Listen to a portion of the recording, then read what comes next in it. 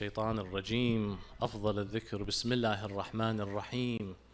الحمد لله رب العالمين بارئ الخلائق أجمعين باعث الأنبياء والمرسلين، ثم الصلاة والسلام على خير خلقه العبد المؤيد والرسول المسدد المصطفى الأمجد المحمود الأحمد حبيب إله العالمين أبا القاسم محمد.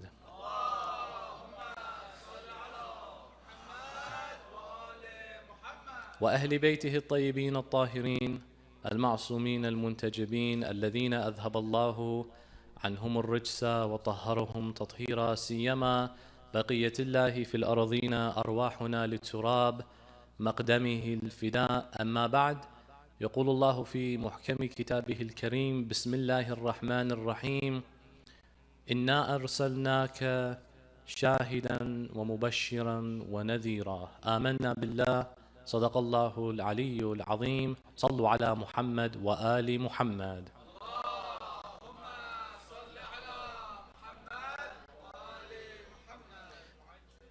My dear respected brothers and sisters, Assalamu alaikum wa rahmatullahi wa barakatuh. Wholehearted congratulations and felicitations on this auspicious celebratory occasion. The birth of the biggest philanthropist, the greatest leader in charity, the one who was titled the Kareem of among the Ahlul Bayt, and the one who made the Prophet a grandfather for the first time ever. The birth of the second Imam of Al-Muhammad, Imam Hassan Al-Mujtaba, Salamullahi alayh. On a night like tonight, in this holy day of the month of Ramadan, the heavens are rejoicing in the birth of the generous one of Ahlul Bayt.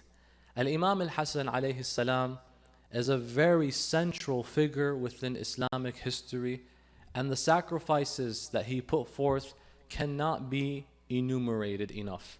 Al-Imam Al-Mujtaba oftentimes is cocooned in the world of the non-Shia, but as well as most of the Shia these days, sadly, as simply being revered because he is the grandson of the Prophet, or the son of Imam Amir al-Mu'mineen and the son of Fatima al-Zahra. Beyond that, one sadly sees that many do not have enough reason to claim why Imam al-Mujtaba is important for them, why Imam al-Hassan is significant in their life. As we know in our religion, you don't earn your respect through family marriage, through marital status. You earn it through merit. You earn it through being your own individual. And likewise, if you remove all the family ties of Imam al-Hassan, he remains a beacon of inspiration. He remains a legend of intellectuality to the highest proportions. It requires us to do work. At the end of the day, he is the Imam for Imam al-Hussein. Imam al-Hussein looked up to his older brother. How much do you love Sayyid al-Shuhada? He says, I owe this to my brother, Al-Hassan ibn Ali alayhi salam. Tonight, I'd like to take you on a path in understanding the intellectual contributions of Imam al-Mujtaba. Imam al-Mujtaba alayhi salam, peace and blessings be upon him and his whole entire household, was a scholar of the Holy Quran. If I were to ask a couple today, what can you give in regards to Imam al-Hassan's relationship with the Holy Quran? You could say by default, he's the Imam, he knows the Quran. But in reality, there are many events that showcase his knowledge in the Quran being very pristine. I'll show you an example. One day, this hadith is narrated in Sunni and Shia sources. One day, a man enters the city of Medina al-Munawwara in the time of the Khilafah of Muawiyah ibn Abi Sufyan, after Imam al-Hassan had relinquished political power. This is something I like to say. Imam al-Hassan did not give up imamah, he gave up imarah. Imarah means emirates, the right to rule, to have power, to have networks of authority. He gave up the imara, but not the imamah, not khilafah. These are his God-given rights. You can't give that up. He gave up the fact that I will not sit on some fancy chair called king and issue shots and make the rules. At the end of the day, if this is to safeguard the interest of the Shia, I will make a peace agreement with you, O Muawiyah bin Abi Sufyan. It's after that period, for the next 9 years. This happens in the year 41 after the Hijrah, and then Imam Al-Hassan alayhi salam is martyred in the year 50 after the Hijrah. So it lasts for 9 years straight. In those 9 years, a man enters the city of Medina. Imam Al-Mujtaba decided to return and begin teaching the Holy Quran. Imam Al-Hassan alayhi salam sees, this is an observation that I think we should stop and pause. If you're not going to become the Imam of he is the Imam, the Khalifa that rules above people, the next best thing to do is to teach the Quran, which showcases how important the Quran is. That the next line of duty, the next important thing for me is to teach the book of Allah. How important is that then? It's tantamount to say you have to rule. Teaching the Holy Quran is as important. Imam goes to Medina and begins to teach. For the next 9 years, yes, that's all he does. Teaches the Quran. If you look back at the life of Imam Ali, for 23 years he had his rights usurped from him. The first Khalifa ruled for how many years? 2. The second Khalifa ruled for how many years? 10. The third Khalifa ruled for how many years? 12, so 24 years. Imam Ali ibn Abi Talib didn't have, what was he doing? His cousin says, I saw Ali, this is in Nahj al-Balagha, وجدت عليا يحفر الآبار يزرع الأشجار ويقرأ القرآن. For the next few years, all I see him doing is he plants the wells. How important is planting wells? Water, inalienable right for all human beings. Imam Ali says that's what he was doing. He's planting wells, many, many, many. Today, these wells are still in Medina. They are called Abiyar Ali. Go to Medina al-Munawwara, ask anyone, Ammi, Aina Abiyar Ali? Where are they? Oh, it's a huge field of plants. It's a beautiful garden. It's today a site that can be visited. And if you go, it's actually very close within Medina proper. Keep in mind that these springs of water were made by Imam Ali ibn Abi Talib, called Abiyar Ali. You can even Google map it, by the way. It's like located very well. It's recognized regionally. Abiyar Ali, the bi'r, the wells of Imam. That's what he was doing. Planting wells. يحفر الآبار يزرع الأشجار. Now I want you just to pause and look at the degree of importance that Imam Ali sees. If I can't be in charge, this is what I'll do instead. Planting wells and trees, yeah, because you're taking care of people that have nothing. When you plant water, you have water, you can help those that don't have water, especially in that desert. Look how much Imam Ali cares. Number 2, when you plant trees back then are investment properties, because a palm tree is very valuable. It brings a lot. He planted so much that thousands, there's a tradition that says over a couple thousand trees successfully were planted by Imam Ali ibn Abi Talib by his own hand. What do? You take a date, you take the fruit of the date, you either consume it, sell it, or give it to someone, and you plant the pit, you have a tree. But people don't really care so much for that. He would do it. And the last thing is, يَقْرَأُ الْقُرْآنِ. Read the Quran. Just reading the book of Allah, reflecting over it, teaching it, and any other social issue that would rise, Imam Ali would be called. If he is called, he would solve the issue, then go back doing what? يحفر الآبار يزرع الأشجار يقرأ القرآن. Indeed. So he would jump in to help civil issues. And when it came time to codifying the Holy Quran, he was called to be overseeing the team that was made by Uthman ibn Affan to complete and codify the Quran, which is the modern version we have today, that they like to call as the Mus'haf of Uthman. In reality, it's the Mus'haf of Ali ibn Abi Talib, because he oversaw the compilation of it. Put the dot here, put the basmala there. I will oversee. You don't take out any ayah, you don't add any ayah. So it's done under his supervision. You can rest assured that when you read the Quran today, it was done under the supervision of Imam Amir al-Mu'mineen Ali ibn Abi Talib alayhi salam.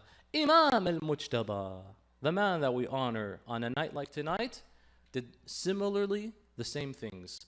He returned back to Medina. Look, if I'm not going to have power, at least let me contribute to society. But it's not the case that he just gave up immediately. He saw he had no more options. His fight with Muawiyah continued even after Imam Ali ibn Abi Talib was a shaheed. Imam Hassan says, "Oh people, let's continue what my dad died doing." So he continued, he persisted.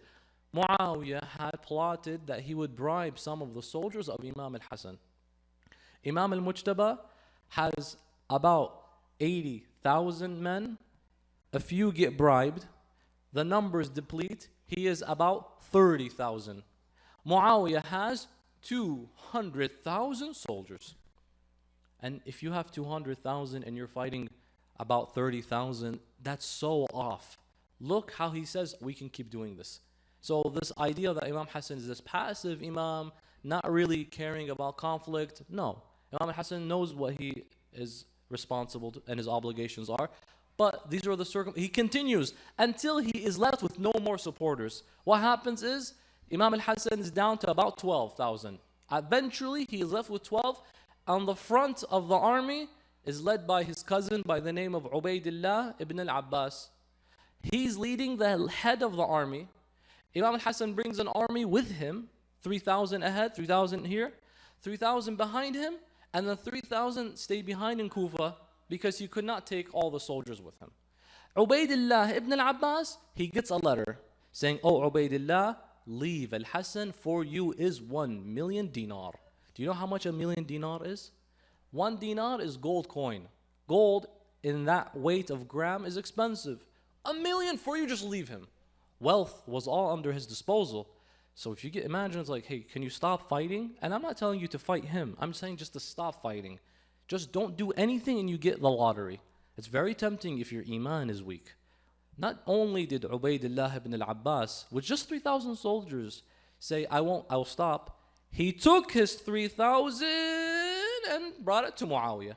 Now he joined his side. Imam al-Mujtaba still said, we got this.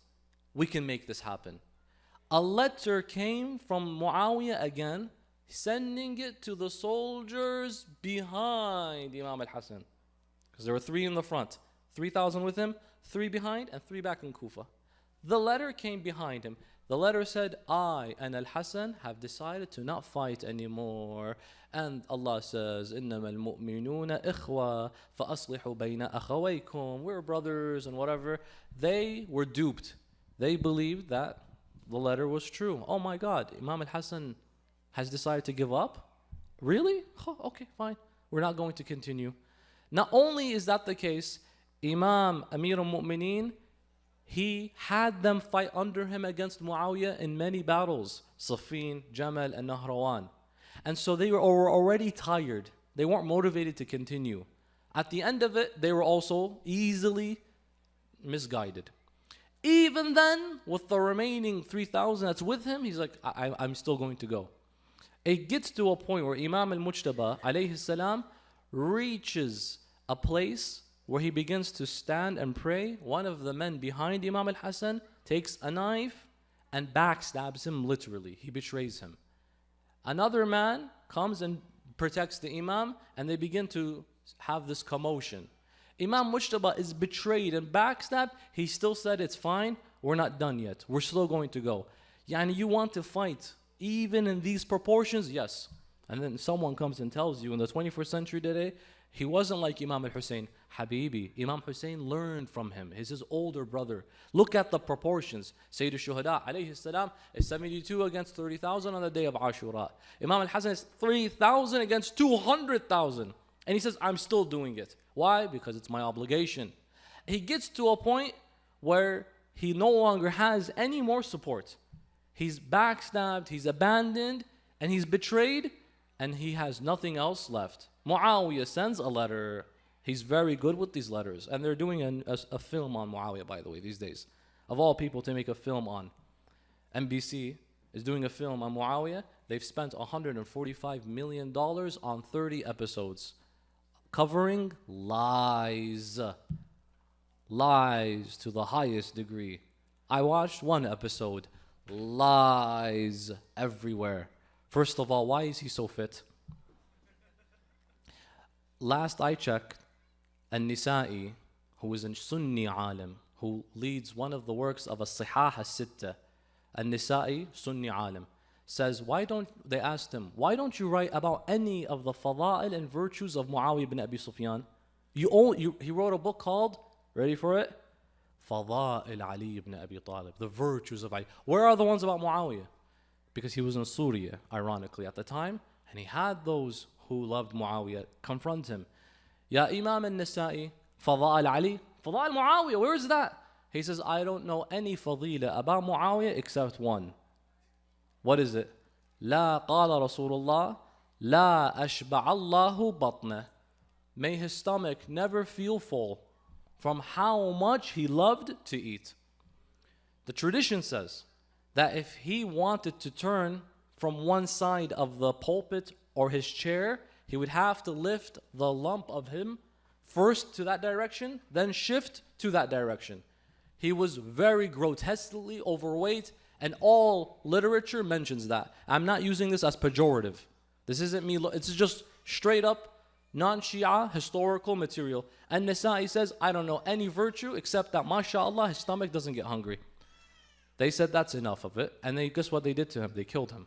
And Nisa'i, one of the ulama of Ahlul Sunnah from the Sahih Sitta material, Tirmidhi, Ibn Majah, Abi Dawood, Bukhari, Muslim, Nisa'i, one of them is Nisa'i. He was killed because he narrated a Sahih narration about Muawiyah, and he narrated too much about Imam Ali ibn Abi Talib. So why is the man so fit in the movie? I really don't understand why. Number two, Khal al-Mu'mineen, the uncle of the Mu'mineen. Why? Because his sister is Rasulullah's wife. Rasulullah married Muawiyah's sister, Habiba, Abu Sufyan's daughter. Rasulullah did. So if the wives of the Prophet, according to the Quran, are called وَأَزْوَاجُهُ زَوْجَاتُهُ أُمُّهَاتِ الْمُؤْمِنِينَ, they are the mothers of the believers. A group came and said, then the brothers of the moms of the believers are the khawal, the maternal uncles. So Muawiyah is khal al-mu'mineen, the uncle of the believers. First of all, that's a bid'ah. Where did you get that from? The Quran doesn't call khal, am, jiddu, bibi, none of that. Ummul mu'mineen. There you go. And Ummul mu'mineen only means that, like your mom, after the Prophet passes and she's still alive, you cannot marry her. Treat her the same way you treat your mom. Because some people get very angry when you address a flaw or an act of oppression from any min ummahat al-mu'mineen. That's like your mom, that's my mom. Why would you say that? If my mom fights the imam of her time, at the end of the day, there's a sin.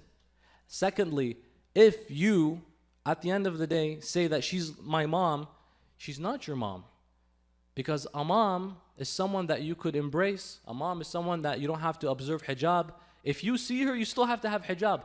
So when the Quran says she's like your mom, it doesn't mean by the full fiqh of what a mom is. So don't take that too personal. What does it mean? The tafsir just means that it's haram for any man to marry any of the wives of the Prophet after the Prophet dies. Why? See her like your own mom. That's it.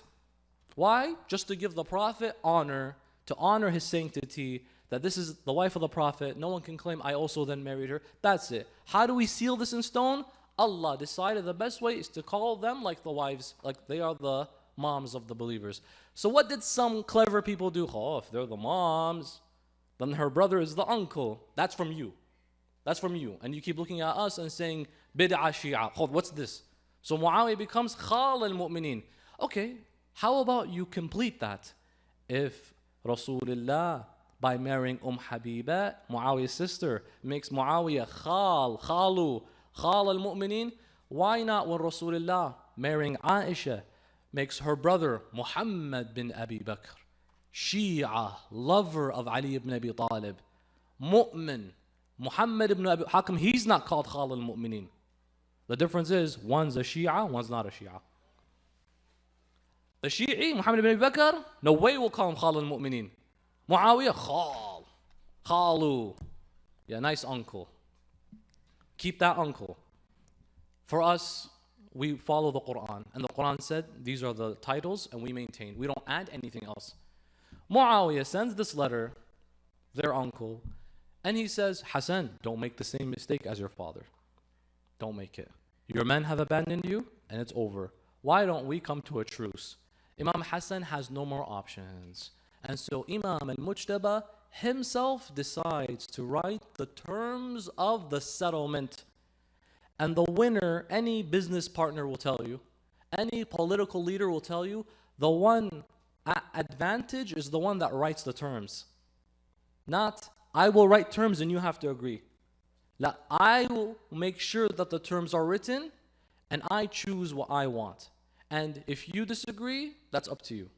Imam al-Hassan says, I will write the terms then. We'll make an agreement by my pen. He writes, Muawiyah, I'll give up the rule, but not imamah, because I can't. It's my God-given right. If you, number one, honor the following. Stop killing the Shia. Muawiyah would kill the Shia. Stop killing them. 2, stop changing the sunnah of Rasulullah. Salat al-Jum'ah is on Friday, he would pray on a Wednesday. He's changing the sunnah. Stop doing that. 3, stop the la'na and curse of my father, Imam Ali ibn Abi Talib, on the minbar. Stop that. 4, lift your economic sanctions on the Shia. He made sanctions. People do not buy from the Shia, and people cannot sell to the Shia or marry from them. So they were getting choked from within economically. Lift the sanctions. And he added conditions such as the treasury that is in Khurasan, give it to me, it's not yours. He's thinking ahead, financially speaking. Muawiyah says, I agree. Who wins at the end of the day? Imam Hassan, because he wrote the terms. Watch, for the next 9 years, not a single Shia was killed. I know what you're thinking. I thought Muawiyah killed Hijr ibn Adi al-Kindi, and he's a lover of Imam Ali. He did. But after Imam al-Hassan was killed, while Imam Hassan is alive and the terms of the peace agreement are there, Muawiyah does not touch any Shi'i. For 9 years, the Shia could breathe finally. Hijr ibn Adi al-Kindi dies in the year 451 after Hijrah. Imam al-Hassan dies in the year 50. Muawiyah kills Hijr after Imam Hassan leaves. So the 9 years, look at this, his story does not report any Shi'i was killed. Everyone lived in peace. Everyone was safe. Imam al-Hassan contributed something that people don't realize. Had it not been for this, we today will not be here. We needed those 9 years. Because in those 9 years, Imam Hassan says, I still got work to do. The Quran is being forgotten and not being taught properly. People can look at the Quran and learn it, but if you don't know the proper tafsir, you'll have the wrong idea. Because already at that time, some were seeing ayat and giving wrong interpretations, such as Yadullah fawqa aydihim means that God now has a hand. Imam al-Hassan says, wait, there's metaphor, there's symbolism, there are synonymities in the Quran. What do you mean hand? Because did you forget the other ayah? Laysa kamithlihi shay. So Imam al-Hassan goes back and begins to teach the Quran. A man enters the city of Medina. In the masjid of the Holy Prophet, in the mosque, they would do what is called halaqat, sessions of teaching.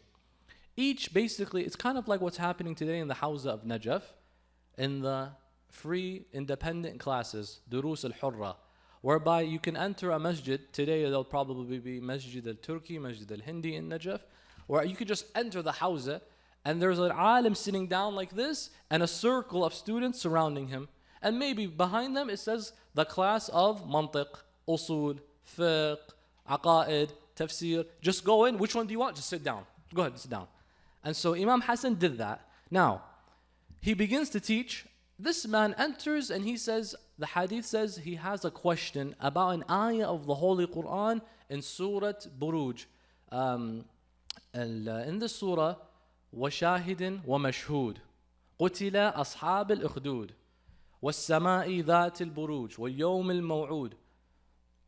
Then, he gets to the bit, وَشَاهِدٍ وَمَشْهُودٍ قُتِلَ أَصْحَابِ الْأُخْدُودِ. What is the shahid? What is the mashhood? The one that is seeing and that which is being seen. Allah is swearing by these elements.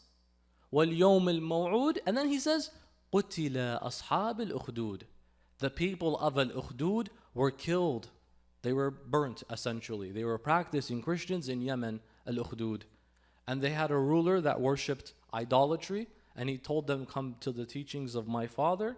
And they said, no, we will go to the teachings of Jesus, the proper teachings of Jesus, not the Trinity. And says, okay. He piles a big pit of flames and he burns them.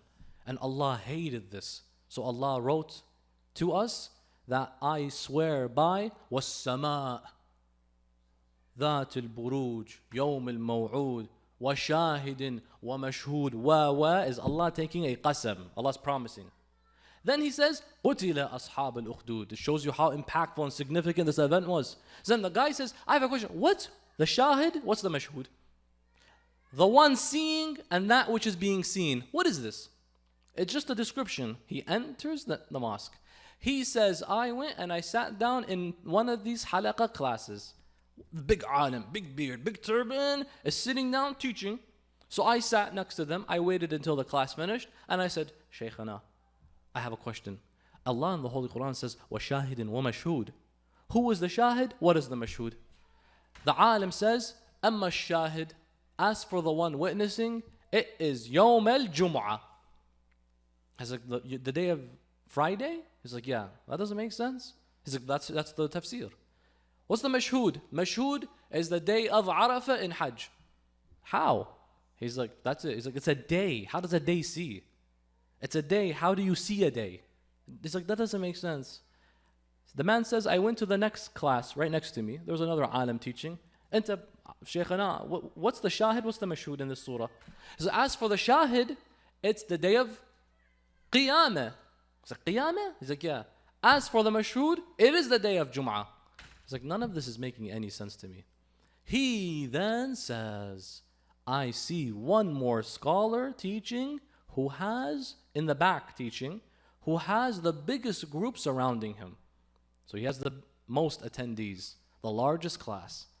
And I mean, that's probably a reason why. Let me go to him. He goes, he sits, and he says, كَأَنَّ وَجْهُ الدِّينَارِ. And his face resembles like the dinar, describing him as radiating, illuminating. And I looked at him and I waited for his class to finish, and I said, Assalamu alaikum. Ma shahid wa mal mashhud. What is the shahid? What's the mashhud? He said, as for the shahid, it is none other than Rasulullah Muhammad sallallahu alayhi wa alihi wa sallam.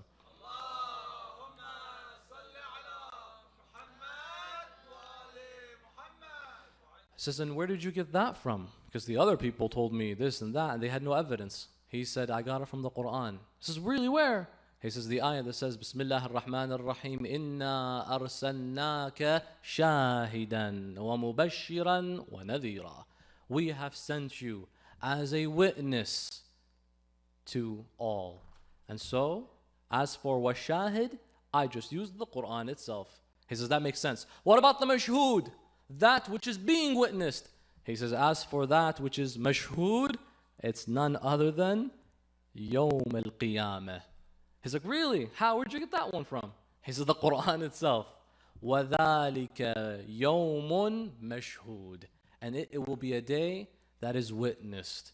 He says, as for the shahid, Rasulullah, he's witnessing. What does he see? He sees the mashhud, Yawm al-Qiyamah. I use the Quran to answer the Quran. He says, I got up. As I'm leaving, I asked, who was the first man that gave me Jum'ah? That didn't make any sense. The second man that gave me Arafah, that didn't make any sense. And who's the last guy? So the first one is Ibn Abbas. He was teaching. The second one is Ibn Umar. That was the second teacher. The last one was Ibn Ali ibn Abi Talib, Al-Hassan ibn Ali salawatullahi wa salamuhu alayh. Al-Imam Al-Hassan alayhi salam demonstrates to you and I his deep, rich knowledge of the Holy Quran. And that he's able to reference all his answers with narrations and ahadith and ayat and citations. He doesn't bring anything from his own, like we say, pocket. Whatever he says is linked, which is a true fact. Everything you believe in can be traced to the Quran. Everything. As Shia, Ithnay Ashariya, everything we believe, all of our aqidah, we can find it in the Quran, by the way. Don't believe for one moment that I have a practice in my belief. I know I can't find it in the Quran, then it's not true. Everything we believe, I guarantee we can find it. From aza, from ziyara, from tawassul, from majalis. Every one of our beliefs that we hold dear, we can trace it to the Quran al-Kareem. And look how Imam al-Hassan references the Holy Book. He was not only a resource to those who were interested in scholarly tafsir, although he is the king of tafsir. He, alayhi salam, as we wrap up, is a resource for those that have questions that are trivial as well. A convoy of Roman delegates visited Muawiyah ibn Abi Sufyan, and they had a number of questions to ask him. When they asked him such questions, Muawiyah said to them, I'm unable to answer any of these. These questions are bizarre. And the question is quite fascinating. O Hassan ibn Ali, address to us the following. Can you ask, if we ask you, which creations of the creation of Allah subhanahu wa ta'ala, one of them is harder than the other one, and we want 10. Could you list them in order? Muawiyah says, you're going to have to go to Hassan ibn Ali for that. I can't help you. So he sends, then directs them to Medina al-Munawwirah. Medina was the hub, Baytul Ilm at the time, because it had the embodiment of ilm sitting in it.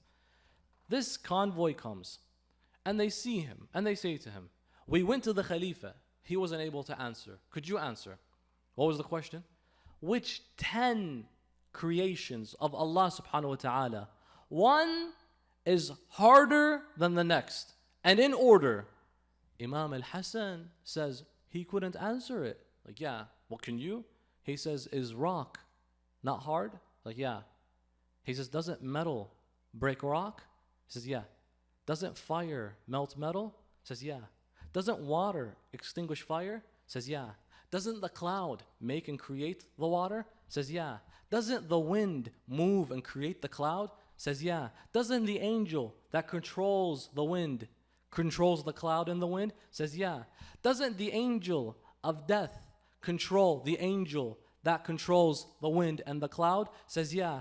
Death overpowers and controls the angel of death? Says, yeah. And Allah is the all-living that does not die. He went through the whole list of all 10. They said, that's a very bizarre answer that we weren't even expecting. They then follow up with more questions. They brought what the narration in Bihar al-Anwar mentions, an iconography of one of the prophets of Allah. Iconography meaning a description of the prophet. But they said, we don't know which prophet this is. This is found in Bihar al-Allam al-Majlisi. They look at it, and it has a description of a prophet. It describes the way he looked, that's all. But it doesn't say the prophet's name. And they said, we're Christians. We just don't know who this is referring to. Imam al-Hassan looks at it for just a couple seconds. He says, this is describing Nabiullah Sheath. Now, Sheath, I'm not sure, last I checked, I don't see anything that shows me what he looks like, or a picture of him. Who is Nabi Sheath? The son of Prophet Adam alayhi salam. How does he even know? Allahu alam. He just looked at a quick iconography and a description, and he said that this is Nabi Adam's son. But the question is, how would you even know what he looked like? Did you see him? No. But he knows every one of the Anbiya. Why? He is the inheritor of all of these Anbiya. Al-Imam Al-Hassan alayhi salam, and in concluding remarks, despite all of these impressive moments, knowledgeable descriptions, he can be summarized in one word: extremely, extremely charitable. He is so charitable that the Ahlul Bayt called him Kareem Ahlul Bayt. And I'll give you two descriptions. Number one, Imam al-Hassan was breaking bread literally, and he would take one bite for himself, and one man says, I see Al-Hassan ibn Ali giving the other half, do you know to who? A dog. And he says to him, Yabna Rasulillah, is this appropriate that you eat from the same source as the animal? Look at what Imam al-Hassan says. I want you to see the heart of your Imam and ask, do I have the same heart? Sometimes we live in this world, we can be a bit heartless. People can forget that you're not the only one that has feelings. And not even you. The animals have feelings. Who cares? It's not a creation of Allah. Imam Hassan says, إني أستحي أن آكل وذو روح ينظر إليه. I feel ashamed and embarrassed to eat while a soul is looking at me. At least eat with me. Otherwise, I will not eat. إني أستحي أن آكل وذو روح. ذو روح, that which has a soul is looking in my eyes. It's hungry too. Let me break from it the same that I am eating. Allah, Allah. Al-Imam Al-Mujtaba alayhi salam, one day a man would go to his home and often repeat going to the home and ask for some help. And Imam would give him some money. The problem is, this man said, I keep going to the same house. Let me try going to another house. Because if you knock on the door of Ahl al-Bayt, they will never reject you. They will never refuse you. The problem is, he keeps going to the door, and Imam Hassan doesn't tell him no. So he felt guilty, let me go to someone else's house. The only problem is, no one is as generous as Imam al-Hassan. So this time he said, let me go, but gift him something. Now if you're poor, and you have to go and beg, what do you have to give? He said, let me give him something arbitrary. Poetry. Poem. I'm going to make a poem. It's not something physical that I lose. So let me just say, Ibn Rasulullah, thank you so much. I can't compensate you. Here's a poem I want to give to you. But the thing is, I will wait for him to give me the help and charity so then I can pay him back with my poem in response to his generosity. He goes to the house. You think Imam al-Hassan doesn't know what he's thinking about? He knocks on his door, and he was astounded that Imam al-Hassan said, don't say anything. Take some money and go. He says, wait, Mawlai, ألا تتركني أبوح بحاجتي وأنشر مدحتي. How about you give me the chance to ask for what I want first, and then so I'm able to do what? Give you my madh, my poetry. I've prepared it for you. You did not even let me ask you so that you can give me and I compensate you. I prepared some poetry for you, but you just said, here, before you even ask. Let me ask. Imam al-Hassan, it's as if he says, I would rather I give you than you give me, and if you've prepared poetry, I will give you a poem. Imam al-Hassan begins to give him poetry. He says, not only do I not want you to ask, you've prepared me poetry, how about I give you a poem? Imam al-Hassan begins to say, نحن أناس نوالنا خضل يرتع فيه الرجاء والأمل تجود قبل السؤال أنفسنا خوفا عن ماء وجه من يسأل فلو علم البحر فضلنا إلنا لغاض من بعد فيضه خجل. We are a people where you can find generosity flourishing within us. نوالنا خضل يرتع فيه الرجاء. And hope, aspiration is with us as well. For those that are hopeless, you can find hope with us. We give to the person before they ask. That's the situation.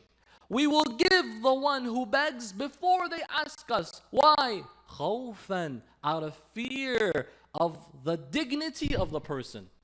Because there are some people out there who will only give you until you've begged them. That's wrong. That's not right. You've not spared their dignity. You let them beg you. Have you seen YouTubers who do social experiments? I gave a homeless man $10,000. Yeah, but now you put him online forever and you showed him in a humiliating situation. You wouldn't have given it to him unless the camera was in front of you, for example. Imam Hassan says, I don't want you to even ask me. Just take it. Think of it as a gift, not donation. Why? I fear for your dignity. So that you don't say one day when Allah blesses you out of poverty, that one day I was poor and I was begging, for example. I don't want that. And that's why Imam al-Hassan, when they would knock on his door for help, they wouldn't see the Imam's face. What would they see? They would just see a hand. He would stand behind the wall and then he would just send his hand so that they don't see who gave them money, and they can feel assured that no one, it's one less person that knows I was begging. look at how much he cares about the dignity of the human being. Look at how much. And some of us, we don't care. Yani just let the guy beg you, let the lady scream for you, just until they've humiliated themselves. I kind of feel bad. Well, yeah, you feel bad because it happened to be the case that they just had no other choice. Imam says, rush to help them so that they preserve dignity. That is why he is called Kareem Ahl al-Bayt. We ask Allah subhanahu wa ta'ala to make us generous as Imam Hassan was, inshaAllah. We ask Allah subhanahu wa ta'ala to grant us his ziyarah in Jannatul Baqi' in this dunya, ya Allah. We ask Allah subhanahu wa ta'ala to grant us his shafa'ah in the akhirah. Brothers and sisters, let us also remember those who are requesting that we remember them in these nights of Shahr Ramadan and on the birth of Imam Al-Hassan لشفاء المرضى وكشف الهموم, particularly for our dear Bibi Hajjia Karima Hashimi and all those who require our du'as by reciting the ayat 5 times all together. Bismillahir Rahmanir Rahim. أَمَّن يُجِيبُ الْمُضْطَرَّ إِذَا دَعَاهُ وَيَكْشِفُ السُّوءَ. All together. أَمَّن يُجِيبُ الْمُضْطَرَّ إِذَا دَعَاهُ أَمَّن يُجِيبُ الْمُضْطَرَّ إِذَا دَعَاهُ وَيَكْشِفُ أَمَّن يُجِيبُ الْمُضْطَرَّ إِذَا دَعَاهُ أَمَّن يُجِيبُ الْمُضْطَرَّ إِذَا دَعَاهُ وَيَكْشِفُ السُّوءَ. اللهم اكشف السوء والبلاء عنا يا الله. اللهم المرضى المنظورين شافي وعافهم يا الله. اللهم بحق الحسن الزكي المجتبى الكريم ارزقنا زيارته في الدنيا وشفاعته في الآخرة. وإلى أرواح العلماء والشهداء سيما من أوصانا بالدعاء، رحم الله من قرأ الفاتحة بعد الصلاة على محمد وآل محمد.